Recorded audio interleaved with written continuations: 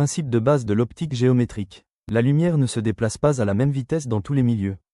C'est un peu comme vous quand vous marchez, il est plus facile de se déplacer dans l'air que dans l'eau. L'indice de réfraction permet de mesurer cette propriété du milieu. Dans un milieu avec n égale 1, la lumière se déplace à la même vitesse que dans le vide. Si n égale 2, elle se déplace 2 fois plus lentement. La lumière est une onde qui oscille à une certaine fréquence, c'est le nombre d'oscillations dans un temps donné. C'est l'inverse de la période, qui est la durée d'une oscillation. La longueur d'onde correspond à la distance parcourue par l'onde pendant une oscillation. C'est donc la période multipliée par la vitesse. On peut ainsi écrire que la longueur d'onde est la vitesse divisée par la fréquence. La fréquence est une dimension temporelle, qui ne dépend pas du milieu traversé par la lumière. En revanche, la longueur d'onde peut changer avec le milieu. En fonction du milieu, on aura donc une longueur d'onde différente pour une même fréquence. On peut relier la longueur d'onde dans un milieu donné avec la longueur d'onde dans le vide. On appelle source de lumière blanche, une source de lumière composée de toutes les fréquences du domaine visible. On appelle source monochromatique une source de lumière composée d'une seule fréquence. Un laser peut être considéré en première approximation comme une source monochromatique. Une source spectrale est composée d'un nombre fini, non continu, de fréquences. Une source ponctuelle est une source qui peut être modélisée par un point. Elle n'a pas d'extension spatiale. Un milieu est dit homogène si son indice de réfraction est le même partout. Le milieu est isotrope si l'indice ne dépend pas de la direction. Dans le cadre de l'optique géométrique, la lumière est représentée par un ensemble de rayons lumineux qui sont des courbes qui vont d'un endroit à un autre. Les rayons sont indépendants entre eux, il n'y a pas d'interférence.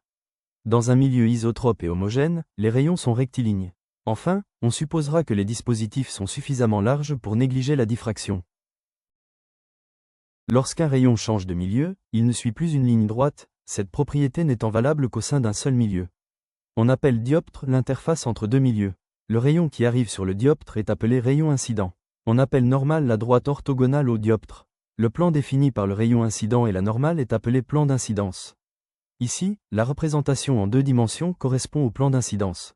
En général, le rayon incident donne naissance à un rayon réfléchi qui repart dans l'autre sens et reste dans le milieu initial, et à un rayon réfracté qui change de direction et de milieu. Nous allons maintenant énoncer les trois lois de Snell-Descartes. 1. Les rayons réfléchis et réfractés sont dans le plan d'incidence. 2. L'angle de réflexion I'1 est égal à l'angle d'incidence I1. 3. L'angle de réfraction I2 est lié à l'angle d'incidence I1 par la formule N1 sinus I1 égale N2 sinus I2. Reprenons la loi de Snell-Descartes. Si N1 sur N2 est plus grand que 1, alors il existe certaines valeurs de I1 pour lesquelles sinus I2 est plus grand que 1, ce qui est impossible. Dans ce cas, il n'y a pas de rayon réfracté. On parle de réflexion totale.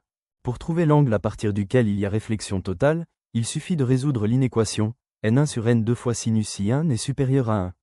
On trouve arc sinus de N2 sur N1. Un système optique est un ensemble de dioptres et de miroirs qui modifie la trajectoire des rayons lumineux. On appelle point-objet l'intersection de rayons incidents. L'objet est réel si les rayons sont vraiment issus de ce point. Il est virtuel si seul le prolongement des rayons converge vers ce point.